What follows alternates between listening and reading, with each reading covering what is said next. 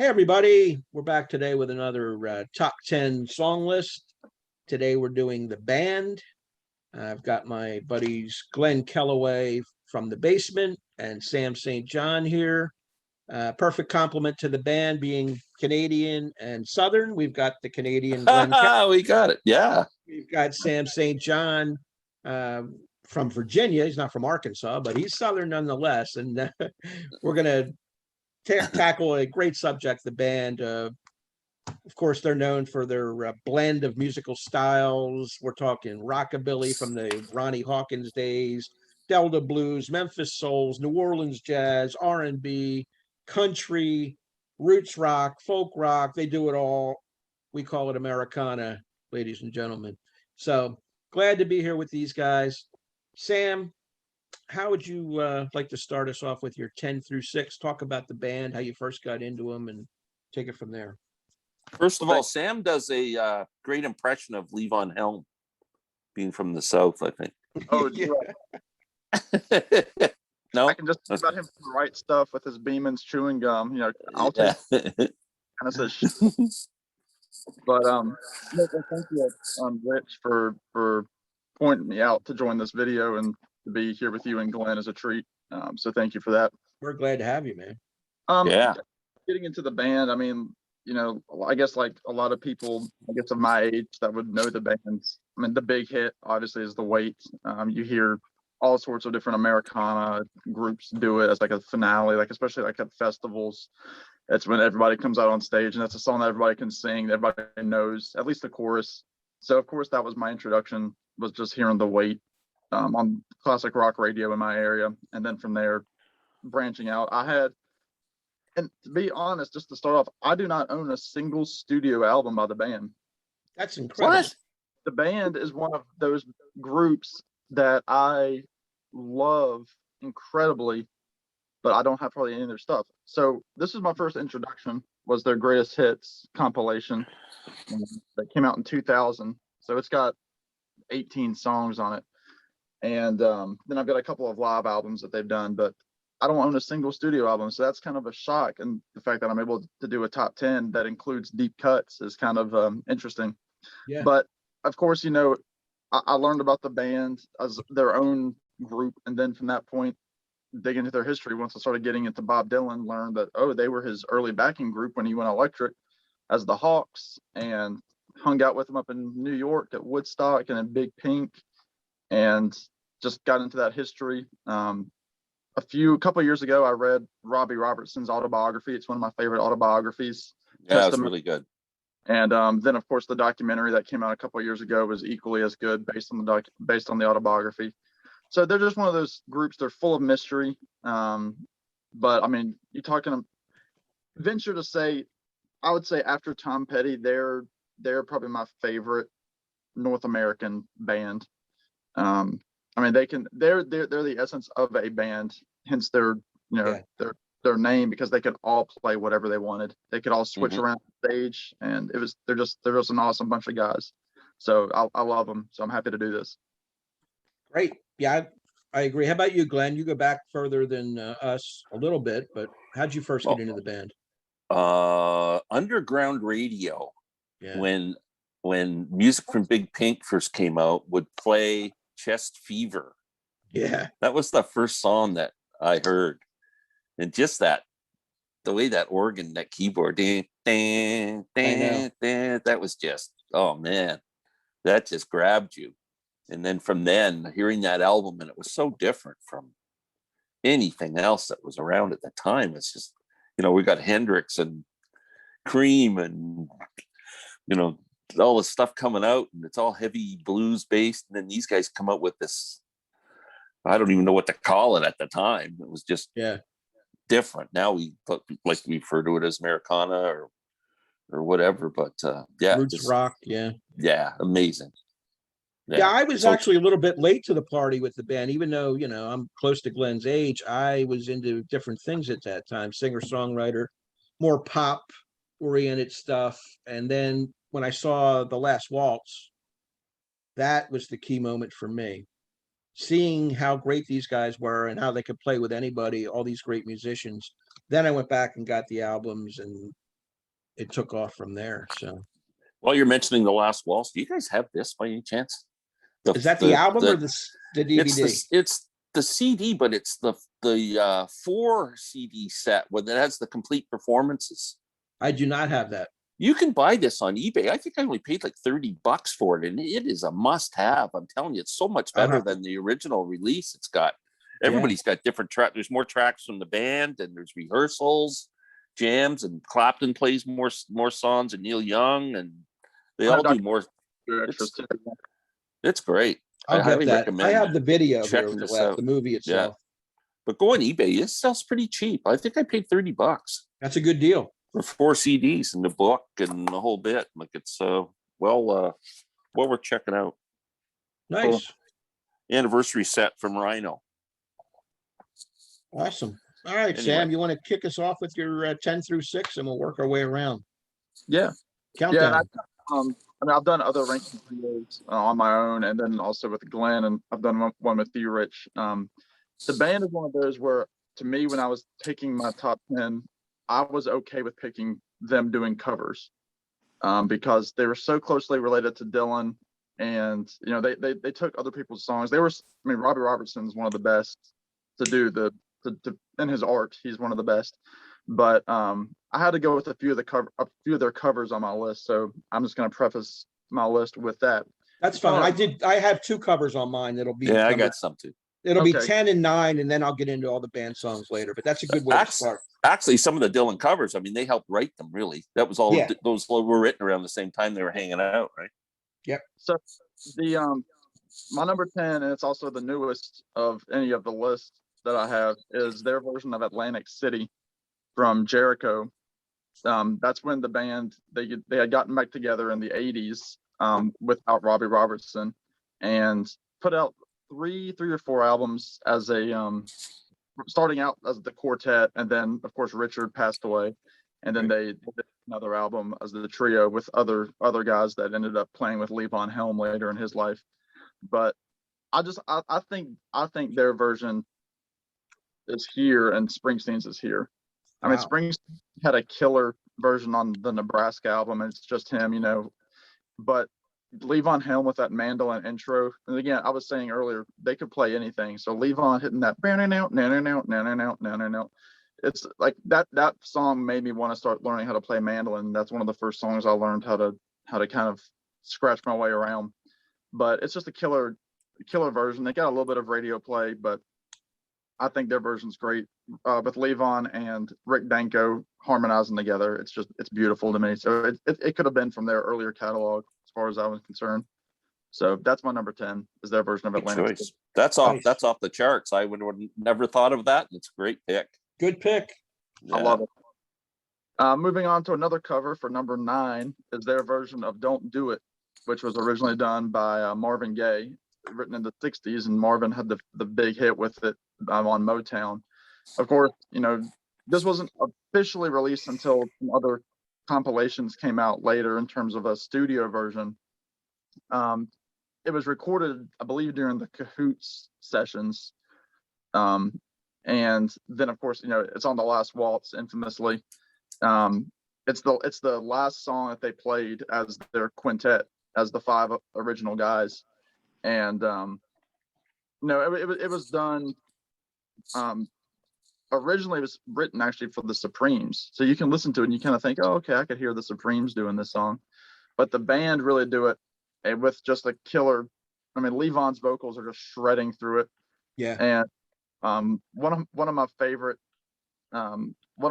things that song, like, I guess, enunciations of Levon Helm is, he says, he's like, my biggest mistake is loving you too much. He kind of goes much, and right how he does that, and just the horns are just killer in it.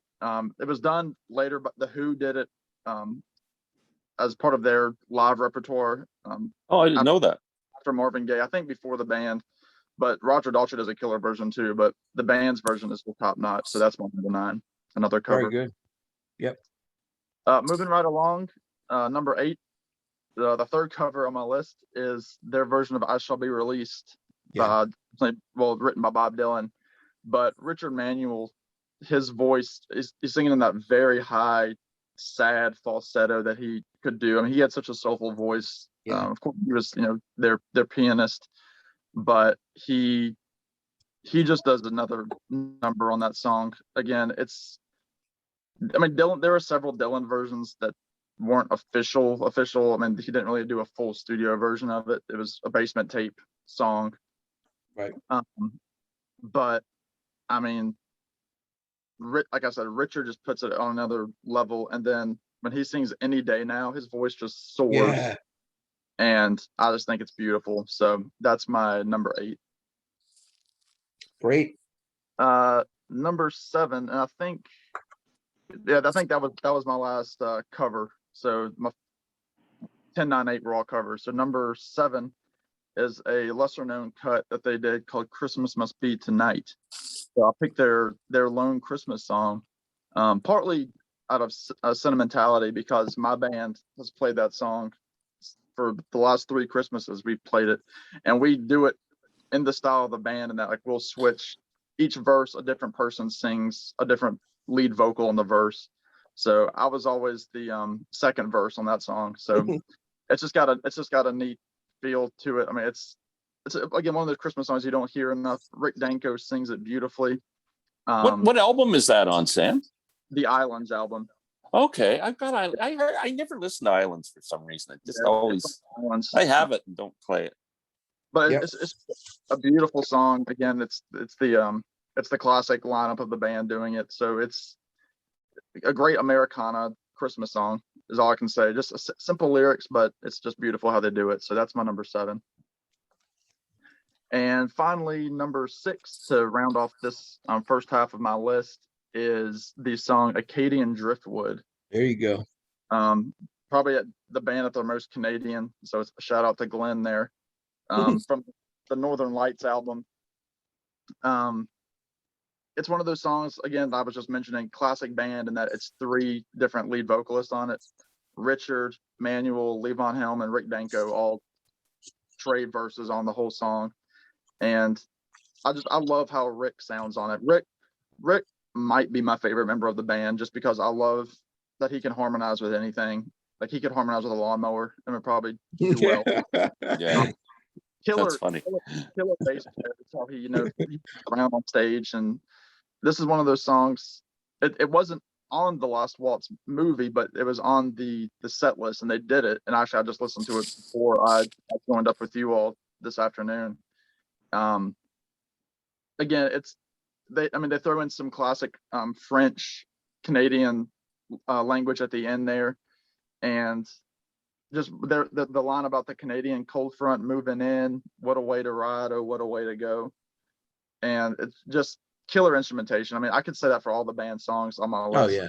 They could fill a studio with the best music, and they could do it themselves. They didn't need outside musicians really. But And they're all versatile. They all can interchange different instruments. That's what I like about them, Oh yeah. Even you see that in the concert footage. They'll be Levon will go from playing the drums to the mandolin, and Richard will go to the drums, and Garth will play horns. Yeah. right. They just mix it up so well.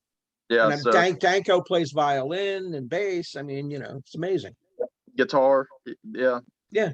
But and even I know even Levon could play a couple of bass licks too. So that was kind of neat. But that was my those are my first 5. Wow, Excellent. good job, man. Yeah, Awesome. excellent. I'll say. A couple of curveballs there that I really loved. I love the curveball, man. Sit back and Yeah. hit that curveball. That was awesome. So you mentioned Acadian Driftwood on Last Waltz. It's on here. Yeah, it's good. Yeah. Yeah. Yeah, what can I say? The band. I got to see them in 1970 at Festival Express in Toronto.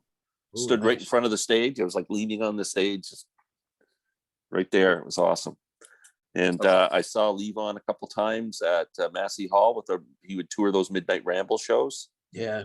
So one of my bucket list things is to go to the Levon Helm barn, and they still have the Midnight Rambles. His daughter runs them, Amy, who's also an amazing musician. And yeah, Very just cool. an incredible band. Unlike Sam, I have everything they've ever done. There's a great box set, the Capitol Years, a vinyl box set. that sells reasonably priced. It's like what 8 albums or something like that for like $120 or something. You should go check it out. It's really good. Great sound quality too. They're great pressings. So my number 10 is from Stage Fright, The Shape I'm In. Mhm. Oh, you don't know the shape I'm in. Love it. Yeah, great song. Again, that was in the Last Waltz too, right? They did that one, I think. Yes, yes, they did. Yeah, everything's going to be a reference to the Last Waltz because it's kind of, it's just so epic. Yeah, Greatest concert movie ever. I think so. Yeah, and my number 9 is from my favorite band album, the opening track, Across the Great Divide. Man, That was one of my honorable mentions. That was close to making my cut, man. Awesome song. Love it. oh, what a great opening track for this album. It just set the whole scene for the album. Yeah. Amazing. Yeah, so Across the Great Divide's my number 9. My number 8 is a cover, When I Paint My Masterpiece. Ooh. Yes. I love their version of that more than Dylan's, actually. And again, I like Sam said with the I Shall Be Released, I don't think Dylan really ever did a formal album cut of that song. It ended up on one of the greatest hits albums, I think. His version. I think so too. Yeah. Yeah. But one of my cool Dylan moments was last time I saw him, he did Masterpiece live and he changed some of the words, but it was cool to do it live. Yeah, sailing in the world in a dirty gondola to be back in the land of Coca-Cola. Yeah, just an amazing song, and I think the band owns it. Yeah.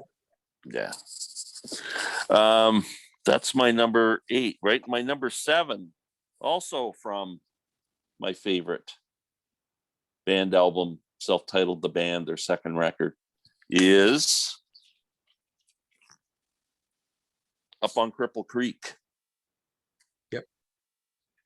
Timeless. It is timeless. Great song. She dunks her donut in my tea. He likes that. Hee Good stuff. And number 6, from probably my second favorite band album, Northern Lights, Southern Cross, Ophelia. Oh, baby. Oh, man, I love Levon's vocal performance on that is fantastic, especially in the Last Waltz. Couldn't agree more. Oh, in the Last Waltz, he tears that up, man. Awesome. Oh, he does. He's just got such an amazing voice. Yeah, so number 6, that's my first 5 picks. All right, cool. I have some of the same, some different. I'm putting the glasses on for lyrical content here. Number 10, I have a cover, Long Black Veil. I love, this is an old Lefty Frizzell tune from 1959, country song, sung by Rick Danko. And I happen to agree with Sam. Danko's probably my favorite member of the band. I love Helm too. Yeah. But I like Danko's stage presence. I like the way he bounces around when he's playing the bass, and he just has a lot of charisma to me. And his voice cracks when it needs to crack. I mean, he's just cool. I think he's a cool guy. And this is a song, if you don't know, it's told from the point of view of a man who's falsely accused and executed for murder. Yeah. He refuses to provide an alibi for where he was, but he was having an affair with his best friend's wife, and he's taken that secret to the grave. And the lyrics reflect that. I just want to read a couple because I'm a lyric guy. The judge said, "Son, what's your alibi? If you were somewhere else, you won't have to die. Spoke not a word, though it meant my life. I had been in the arms of my best friend's wife.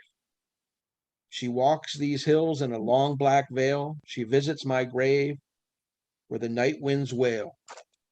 Nobody knows and nobody sees, nobody knows but me. The scaffold was high and eternity neared. She stood in the crowd and shed not a tear.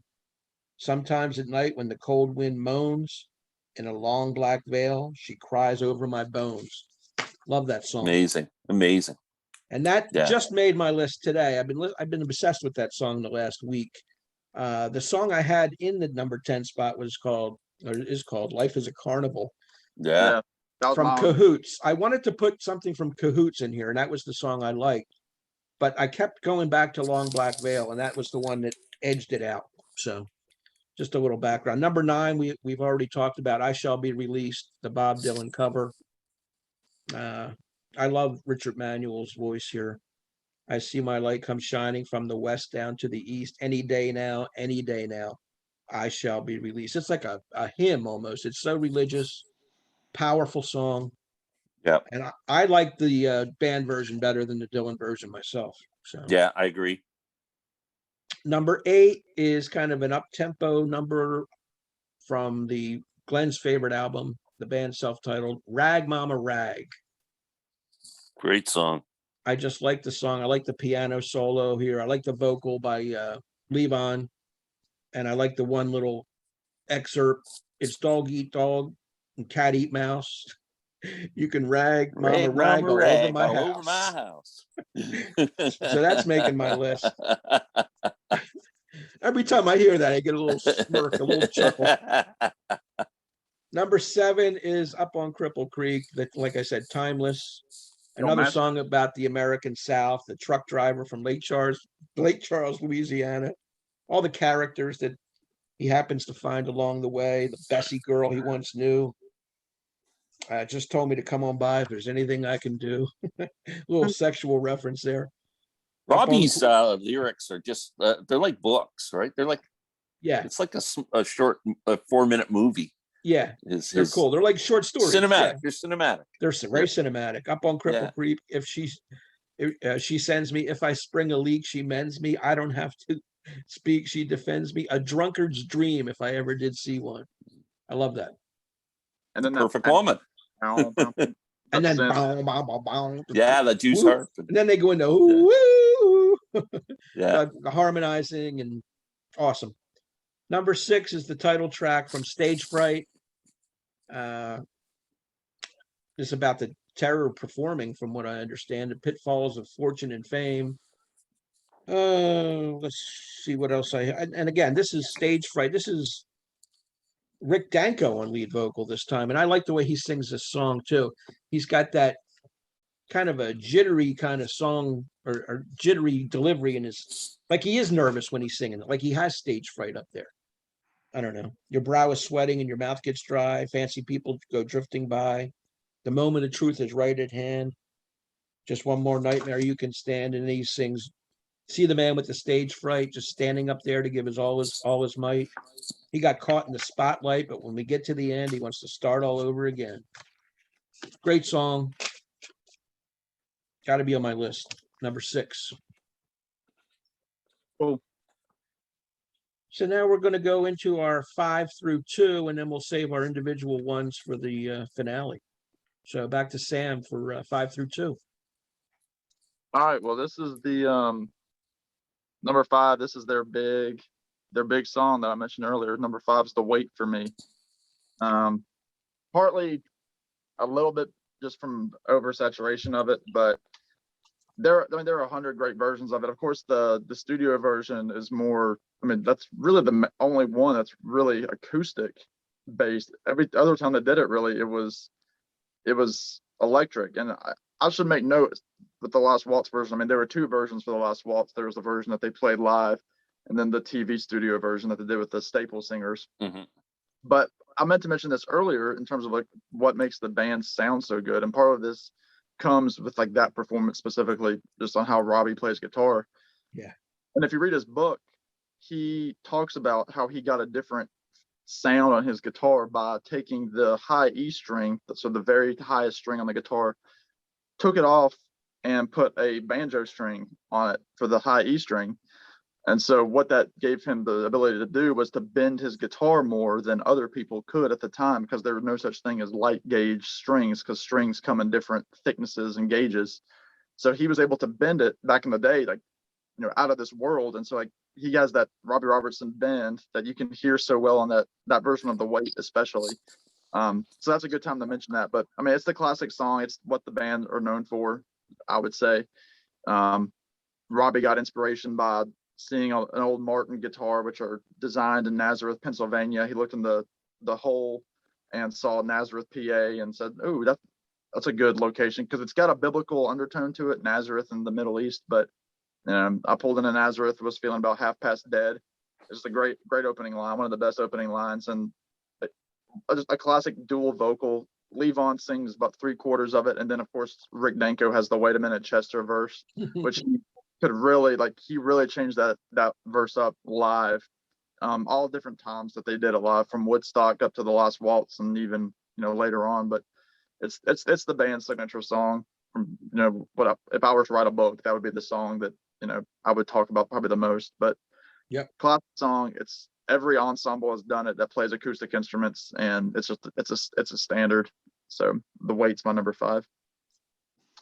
Very good.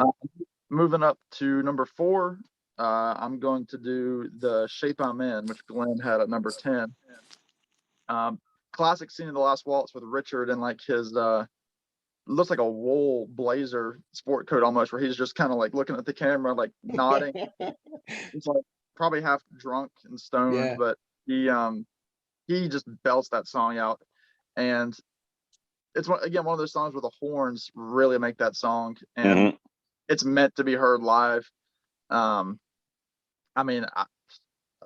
it was recorded for Stage Fright. It was on the Stage Fright album, but live is where that thing shined, I would say. And what's cool, there's a cool version that was done fairly recently. I don't know if y'all know the band Nathaniel Rateliff and the Night Sweats. They do their signature song is called SOB, and they play that song, and then they jump right into The Shape I'm In, play the whole song of The Shape I'm In, then go back to the chorus of their song, and they redo a killer version because they're very band influenced. They have a horn section, so it's just a killer song. And like I said, the horns really make it on top of Richard's vocals. So that's my number 4.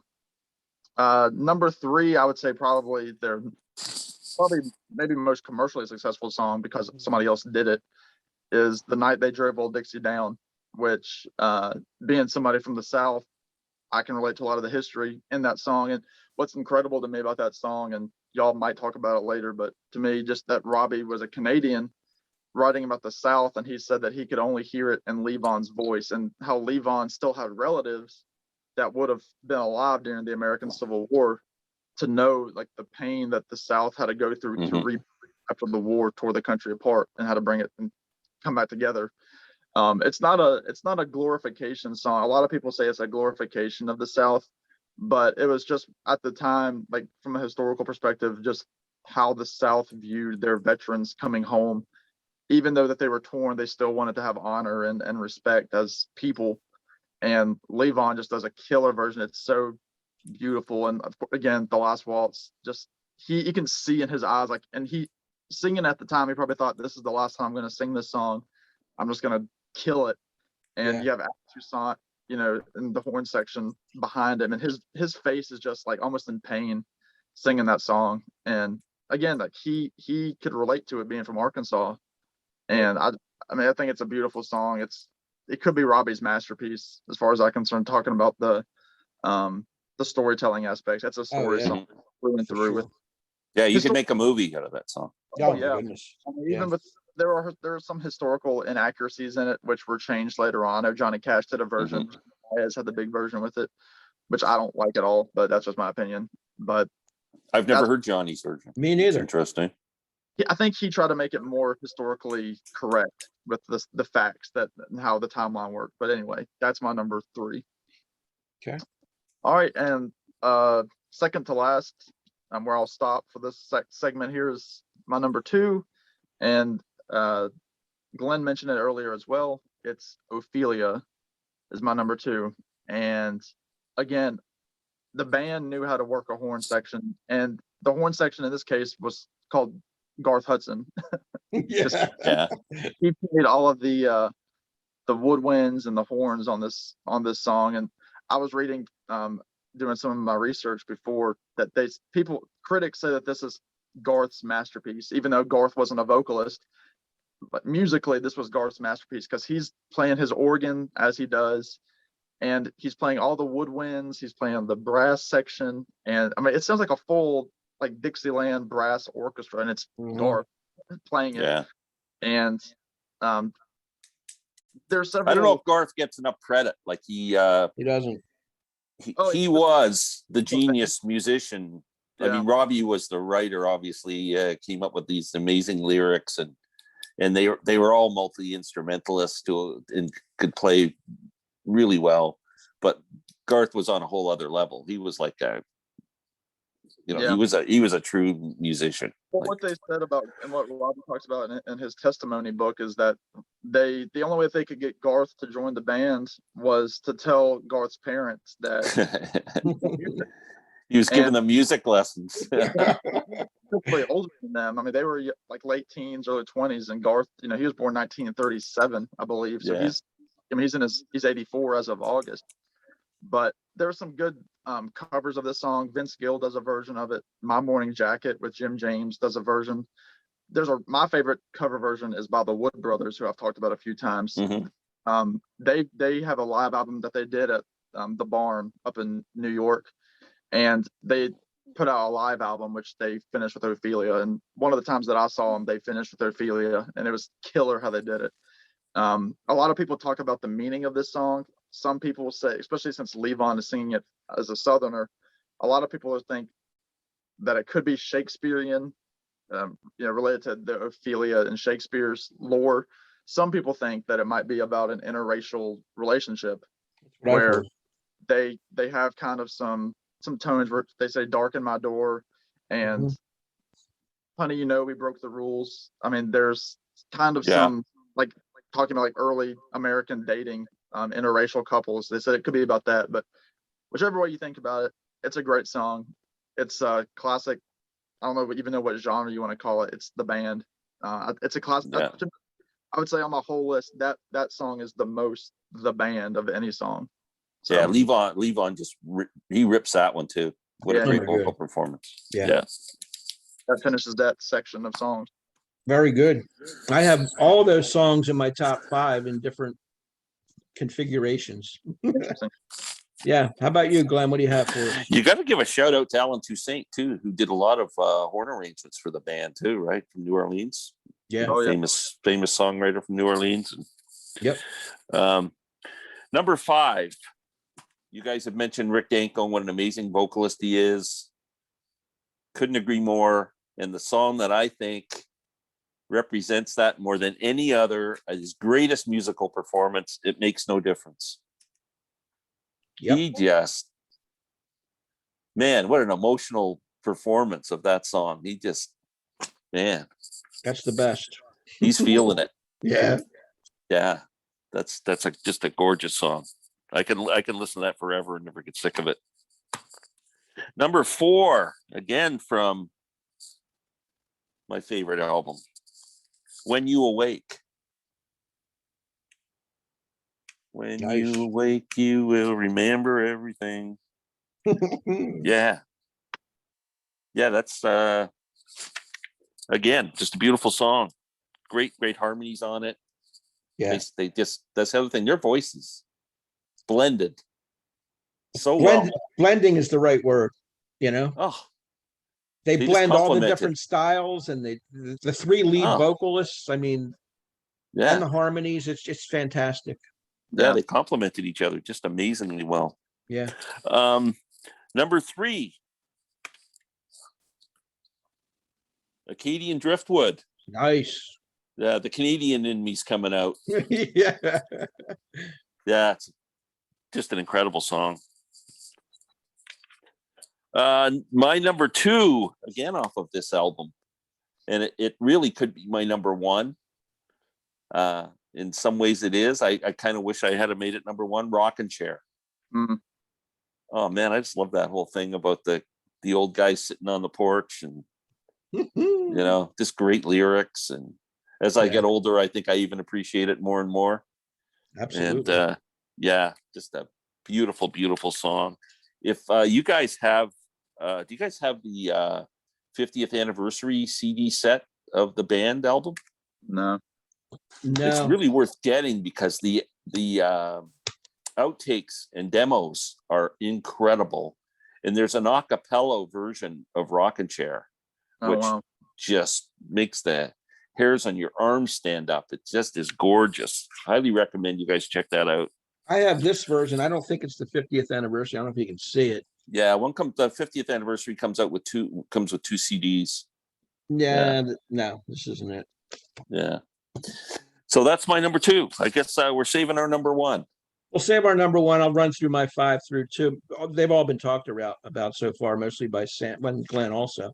Number 5, I've got The Night They Drove Old Dixie Down. It's just a classic songwriter's song, vivid imagery, first person narrative talking about, coming home from that dreadful war, and the winter of 65, we were hungry and barely alive. Just the imagery he uses. He was 18, proud and brave, but a Yankee laid him in his grave. I mean, he's laying it out. Joan Baez had the big hit, of course, but this version blows that away. Oh, yeah, Jones. The fact that it's sung by Levon Helm adds all the authenticity you need to it. I mean, he owns the song. And like you guys mentioned, for Robbie Robertson to write that song as a Canadian guy in a Southern person's perspective is amazing.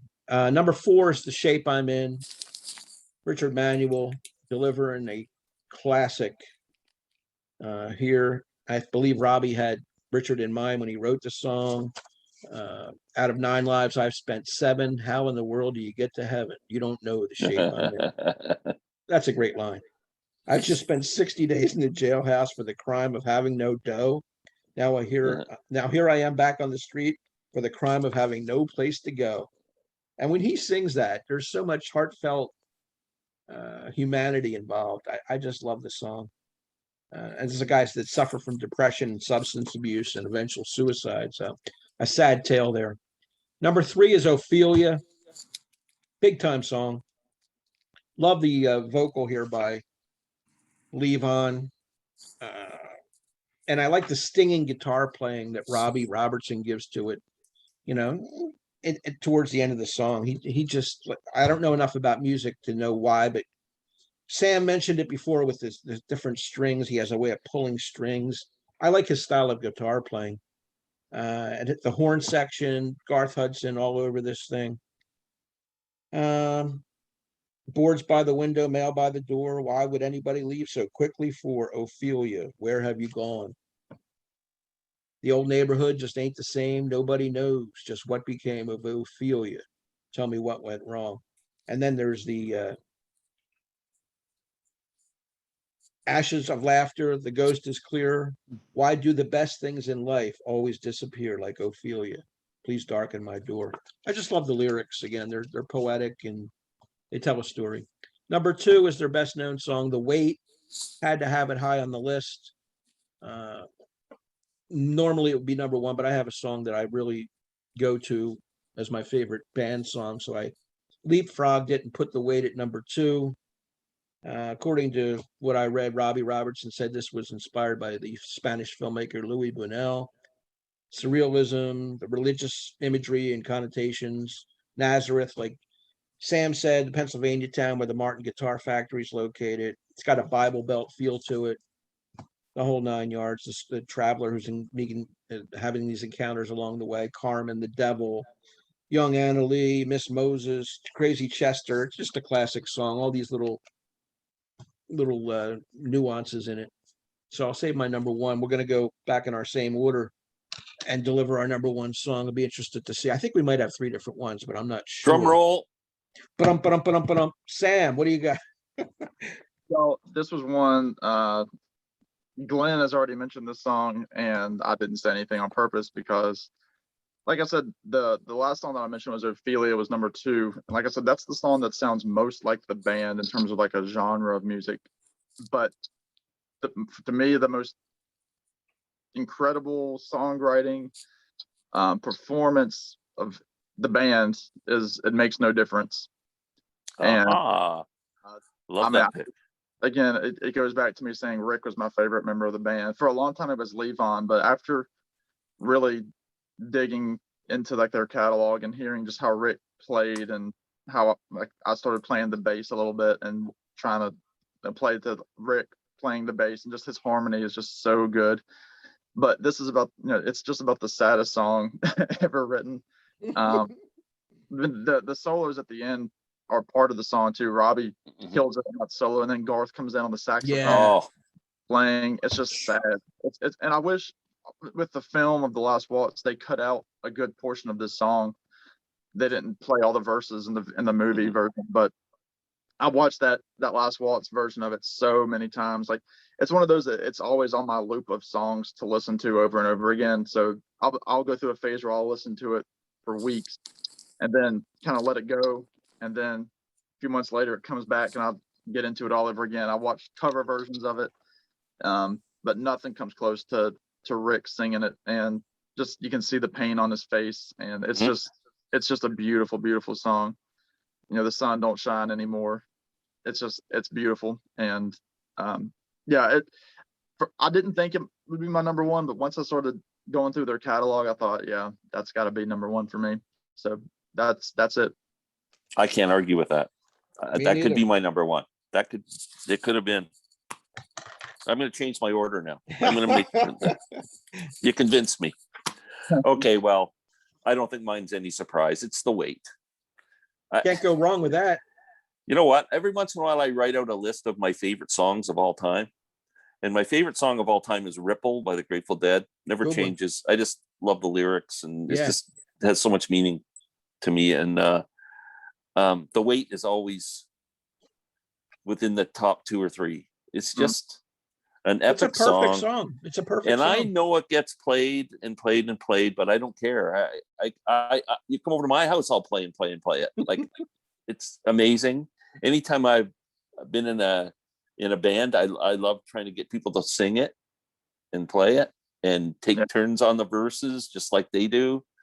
It's just an incredible song. Like Rich mentioned, the characters. There's so many different characters in it, and just a crazy story, and the the Nazareth, Pennsylvania thing for Martin Guitars, and just the whole thing.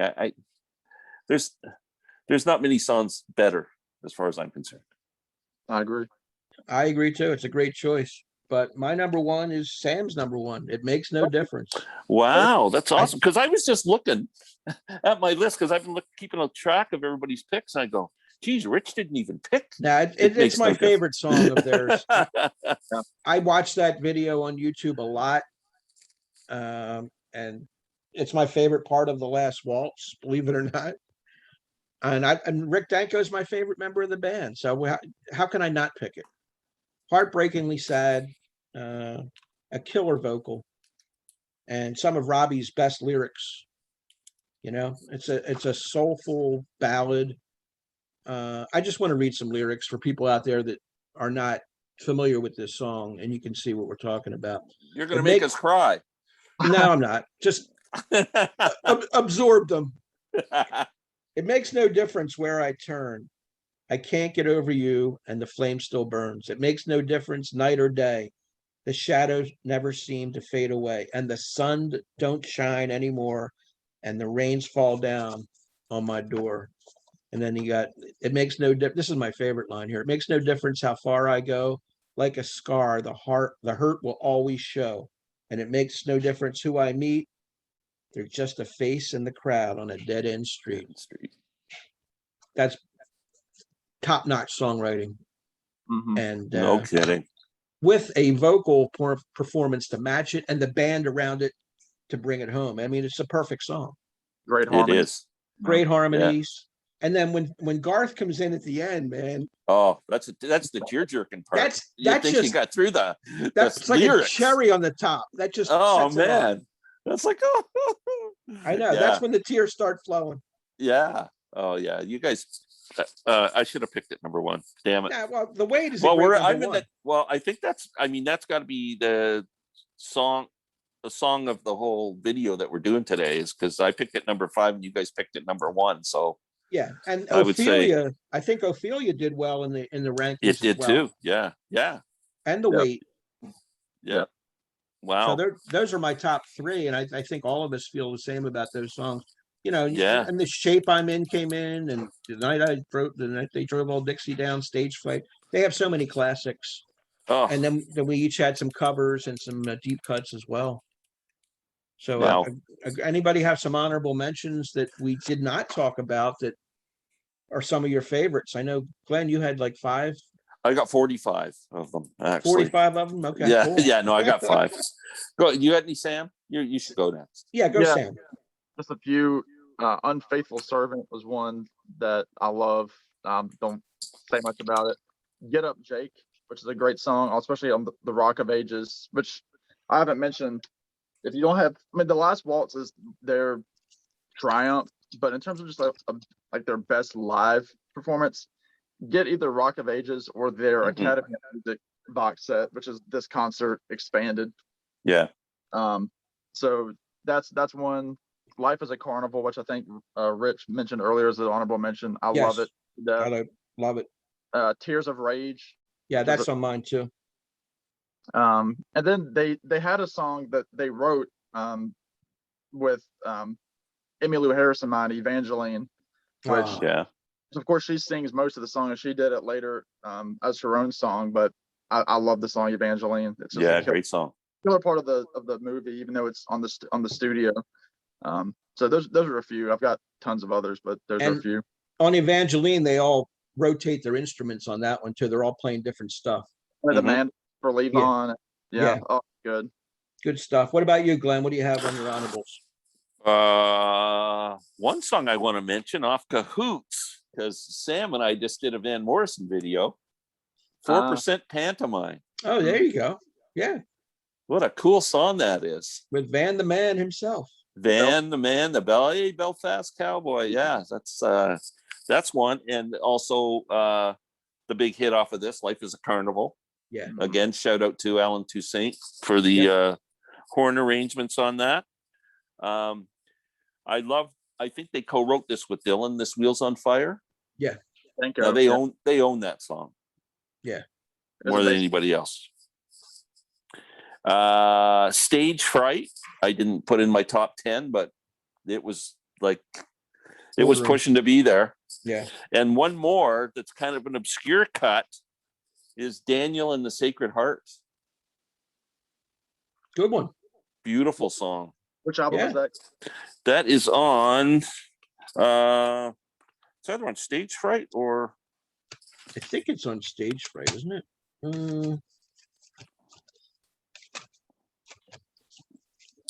yeah, it's on Stage Fright. You should check Yeah. that song out, Sam. Sam, it's a great song. Okay. Daniel and Sacred Heart. Beautiful story song. I'm just going to read my 8 real quick. Some of these have been talked about. These were all, they could have easily cracked the top 10, but they didn't. Across the Great Divide, which Glenn had. Chest Fever. Mm. King Harvest Has Surely Come. Acadian Driftwood didn't make it. It made both your lists. Glad to see that. Tears of Rage. Life is a Carnival. Don't Do It. I had also. And Twilight. All as, Twilight's a great song. as my honorable mention. So Twilight's on, is that on Islands too? I Don't Leave Me Alone in the Twilight. think it might be on the Southern. What's their 75 album here? Lights. Yeah, I think it's on that. Let's look.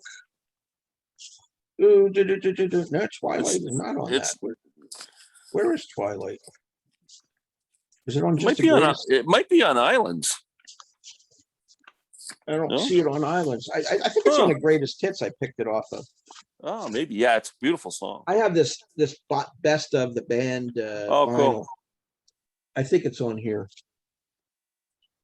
Anyway, that will wrap up our look at the band. Great having you guys. I want to just thank, first of all, Glen Kellaway from the Basement. If you haven't subbed his channel, please do so. He's awesome. One of the great guys, one of the pillars of our vinyl community. Thank Everybody should know Glen Kellaway. And the same with Sam St. John, a young guy who loves the music that we love. And he gets all the credit in the world for that. A musician himself. Both these guys, by the way, I'm here with 2 musicians, bass, banjo. I've seen the video of Sam playing in his church, so I know he has a band. So check these guys out. They're fantastic people and great to do videos with. I want to thank them both for coming on. If you have any comments, please leave them, like and subscribe. And until next time, we will see you later. Take care, everybody. Peace. Thank you so much.